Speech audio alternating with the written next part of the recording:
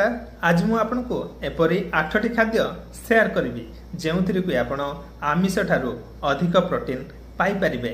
Number 1 है soybean 100 ग्राम। Soybean रे पाखापाखी 52 ग्राम रो protein थाए। नंबर 2 है आलमंड बा पिस्ता बादाम 100 ग्राम। आलमंड रे पाखापाखी 21 ग्राम प्रोटीन थाए। नंबर 3 है डिफरेंट टाइप रो डाली। नंबर 4 है पनीर 100 ग्राम। पनीर रे पाखापाखी 23 ग्राम रो प्रोटीन रही। नंबर 5 है भजा चना 100 ग्राम। भजा चना रे पाखापाखी 16 ग्राम रो प्रोटीन थाए। किंतु मन रखिबे यहाँ को आपण चोपा सहित खाइबे सो दैट की कंप्लीट प्रोटीन पाई परिबे। नंबर 6 है स्प्राउट्स गजा मुग एवं गजा बुटरे मध्य प्रोटीन भरी रही। नंबर 7 काजू बादाम 100 ग्राम।